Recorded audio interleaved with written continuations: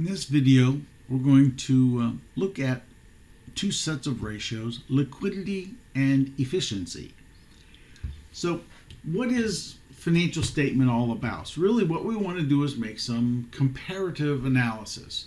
We want to look for some trends, identify weaknesses, determine areas of strength, and make sure that we continue the good work we're doing there, or maybe even find ways to improve. We also want to make comparisons to other entities. It could be to competitors, or they could be to industry. Are you performing better or worse than the industry?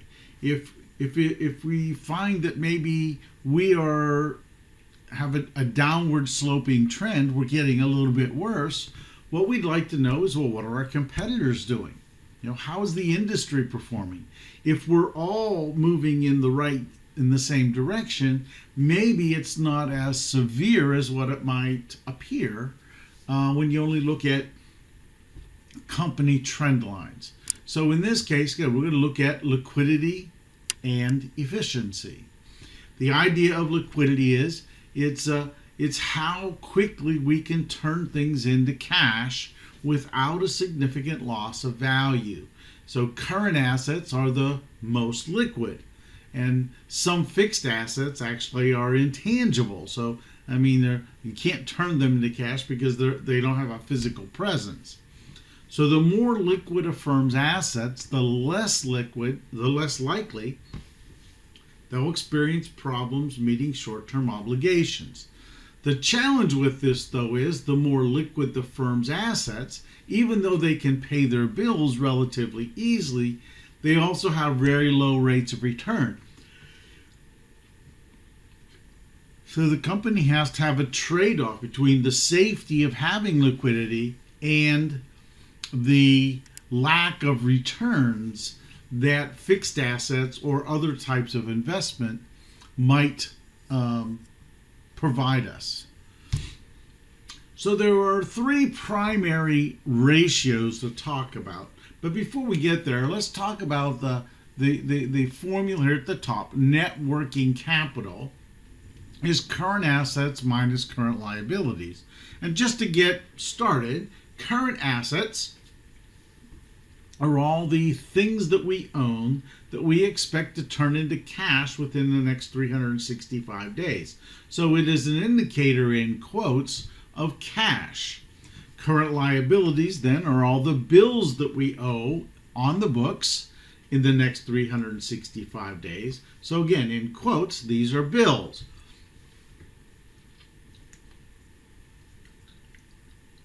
Do we have more cash than bills? Net working capital should be positive. The bigger the number, the more cash we have. The more cushion we have, if you will. But in the relative or the absolute sense of dollars, it's very difficult to make comparisons across the board of this actual relationship. So that's where ratios come into play. Ratios are all relative measures, not absolute measures, relative measures of one line item to another. Current ratio, CR, is the first ratio. It's just current assets over current liabilities. Of course, we want that to be greater than 1, means we have more cash than liabilities. And this is the primary liquidity ratio that most people look at. For companies that are looking to borrow money, the current ratio is typically a number that we look at. Now there is another ratio, it's called the acid test or the quick ratio, QR here, where it's just a more conservative measure of liquidity, if you will. And this is especially important for manufacturing and retail companies, because it is an indicator also of how much inventory the company has, or the level of dependence we have on inventory. Inventory is subtracted out because it is the most difficult asset to convert into cash of the current assets. So you subtract out inventory, depending on the company, depending on the industry, this number could drop dramatically. In fact, for some retail companies like grocery stores, this number could be down around 0.3, 0.4, and that's okay because we've taken out this huge liquidity asset. So it's not as important that this number be greater than 1. Of course, we'd like it to be greater than 1, but for some industries, it's just not likely that it's greater than 1. So again, we want to identify trends, right? What is our current ratio, our quick ratio compared to the industry, compared to competitors? The cash ratio is another ratio that, again, we do. Now we're going to take out accounts receivable. So really what we're looking at is cash, strict cash by the cash definition. Cash in our checkbook, cash in marketable securities, cash that are in CDs maybe. That's the cash that we have to currently pay off our current liabilities.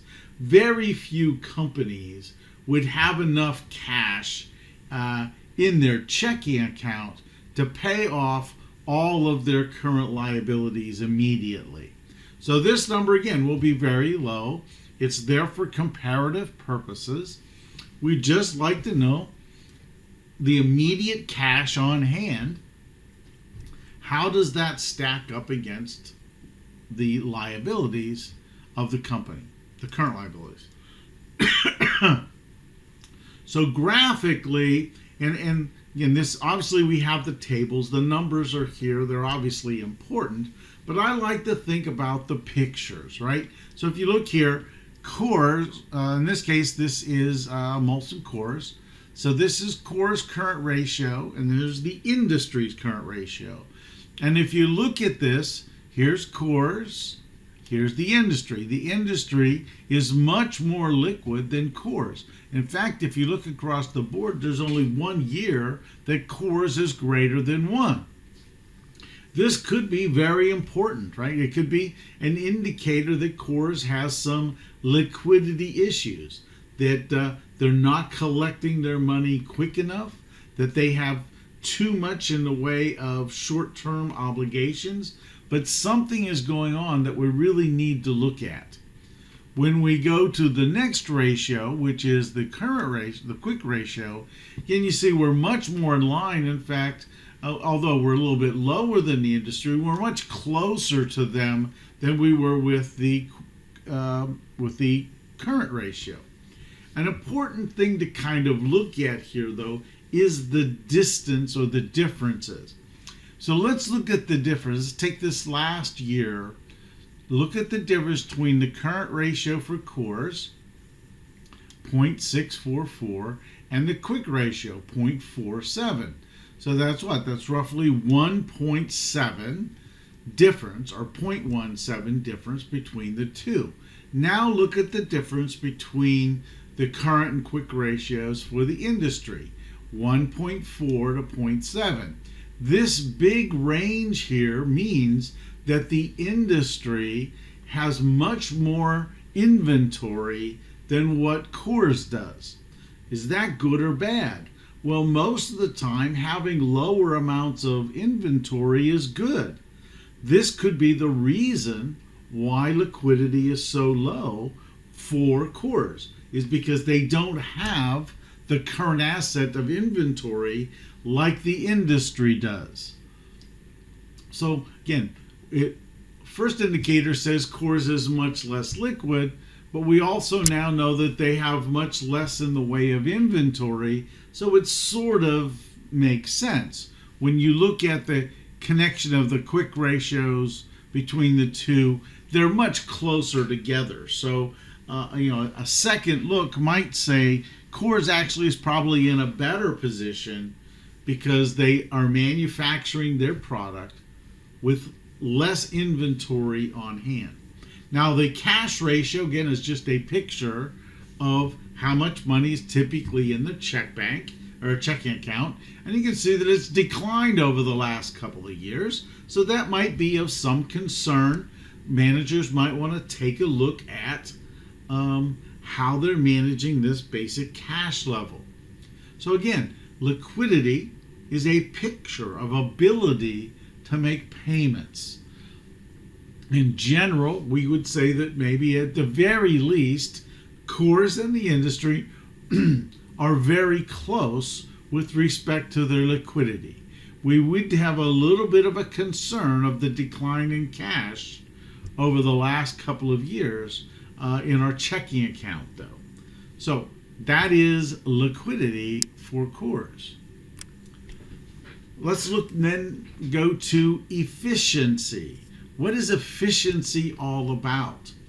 This talks about how does the firm work towards providing profits or producing sales, right? How does it utilize its assets? Management goes out and they buy a package of assets. They use those assets to provide a service or to produce a product or to sell products. We are asking how, given those things that they buy, how efficient are they at producing profits or sales? So in the end, we're basically asking a question: do we think the firm has the appropriate amount of assets for operating the company? The first three assets we have really are kind of referred to as activity ratios or asset management ratios. And we're really looking at three very short-term assets here. So this is a short-term look, if you will, at efficiency. So the first thing is inventory. Now there are two sets of ratios. IT is the inventory turnover ratio. And one of the things I'll also tell you is that sometimes these numbers or these ratios are different depending on the textbook. And it really doesn't matter what textbook you use or what formula you use, as long as you always use the same formula. The analysis of inventory is the same regardless of the number. So in the case of the analysis that I prefer to do, I prefer to think about days. How many days on average does the inventory sit on the shelf? That's this number. DCI is days carry inventory. Take the inventory, divide it by the cost of goods sold, divided by 365. Pretty much the same formula, except we're converting turnover into days. Of course, we would like this number to be smaller rather than larger, but not too small. Accounts receivable, likewise. Days sales outstanding, or the average collection period, tells us how many days on average does it take for our clients, our customers, to pay for the things that they buy from us. So it's accounts receivable divided by the average sales per day. Now, there's some controversy here. Should it be sales or should it be credit sales? The problem is we don't know most of the time what the credit sales are from the financial statements. So you can't get that number. Again, if we always use the same ratio, this shouldn't be a big issue with making comparisons. Again, we're just comparing time and trend lines for industries, companies, etc.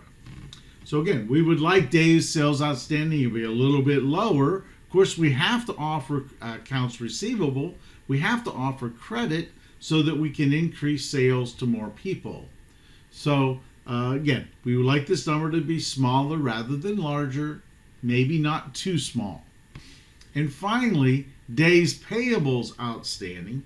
It's how long, on average, in days, does it take for us to pay for the things that we've bought on credit. Again, we would like this number to be smaller rather than larger, just for credit standings. But on the other hand, a larger number means that we are using interest-free cash for a longer period of time. Interest-free loans are good things. So let's look at the ratio. Here's days carry outstanding, days carry inventory, excuse me. And as you can see, in general, except for one day, Coors has inventory on the shelf less than what the industry does. So we are managing our inventory at a lower level. Again, except for 2016, we're measuring at a lower level than the industry is. So that could imply that we have better control over our production process. We don't need as much inventory. Now, on the other hand, we want to make sure it doesn't get too low, because we want to make sure we always have enough product to produce and to sell. Days sales outstanding. Again, you can see there are a little bit of issues here with Coors. For the first 4 years, they were up in the 60-day range, but something happened between 16 and 17 that this number has dropped down to 30 days. That's where traditionally you would like to think that's how long it takes people to pay us. So for some reason, Coors had some rather high accounts receivable, and in 2016 something happened and they fixed this. Now it is still dramatically bigger than what the industry is, 3 times bigger than the industry. So we have to ask, why is this? If you have a company that is very international, differences in financial systems can cause slowdowns of payment of cash, etc. So there could be contractual obligations. There's lots of things that go into the credit granting process. So we would like to take a look at this, but again, at 30 days, traditionally, that's what we might expect or might want. Days payable outstanding, again, we're a little bit higher. In fact, you can see it looks pretty dramatic. And again, I might think this might be one of those ratios that, when you really look on the face, it probably doesn't make sense. I find it hard to believe that Coors doesn't pay its bills for 157 days. There's something in this number that really just doesn't seem to hold. So as a financial analyst, I really would like to look at this formula, and primarily what we'd be looking at is the accounts payable number. What's in there? Are those things really accounts payable, or are maybe they some kind of a deferred thing that kind of got wrapped up into the accounts payable ball, if you will, and they really doesn't truly reflect what we owe. So on the face, we're taking a very long time to pay on our bills. That just really, to me, doesn't really make that much sense when you think of the company and you think about how much cash flow they actually have. They're probably not slow paying.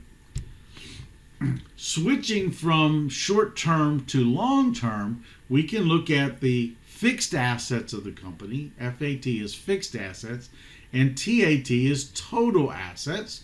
We can look at these ratios to speak. Do we have enough assets to do the business? Fixed asset turnover obviously looks at plant and equipment. Have we purchased too much, or don't we have enough? So total asset turnover, then obviously we'll look at the total assets, long-term and short-term, that we have purchased. So let's look at the graphs here. And as you can see, the fixed asset turnover, here's the industry, is a little bit higher than what Coors is. So what this means is Coors is a little less efficient than the industry is. They have some better markers, if you will. But in 3 of the 5 markers here, we're almost dead on. So there might be some accounting things that are making Coors numbers jump around a little bit.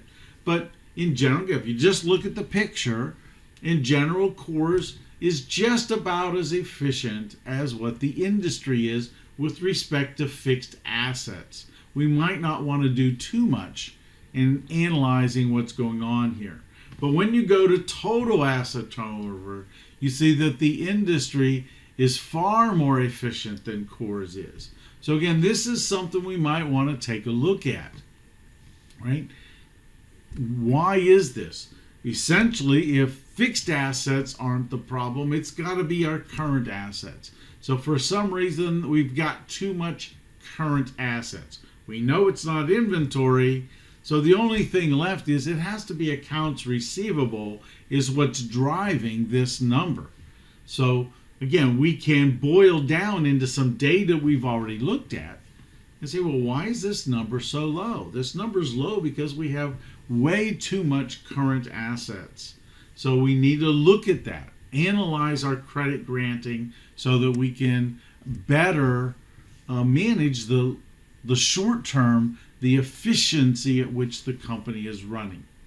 One of the ways we can look at this liquidity issue from another perspective is something called the cash conversion cycle, right? This is the time it takes to convert current assets to cash and then to pay off our short-term debt obligations. So the operating cycle is just the days carry inventory plus days sales outstanding. So that says what? You buy assets, you buy inventory, you convert that to a product, and then you sell it. On average, how long does that take? If you then subtract the days payables outstanding, that is the number of days it takes for us to pay for the inventory we bought in the beginning, this completes the cycle of taking cash, converting it to an asset, selling the asset, and getting the money for that sale. So we would like this to be very low if we could. So if you look at Coors, what you see, the cash conversion cycle is negative across the board. Well, why is it so low? It is so low because of our huge days payables outstanding. So again, our issues with accounts payable seems to have carried over into another analysis. So what we might want to do is let's just look at the operating cycle. In general, Coors seems to take, somewhere between 80 to 90 days on average, it looks like, for them to convert assets into sales. The industry is about 20 days shorter than that. So the industry converts things into cash a little bit quicker than Coors does. Is that of importance to us? Well, the thing that's slowing this down, again, is accounts receivable. So we basically have said, of all the things we've talked about so far, accounts receivable is the one thing that if we could fix that, we could bring Coors more in line with the industry. So I look forward to talking to you in our next video.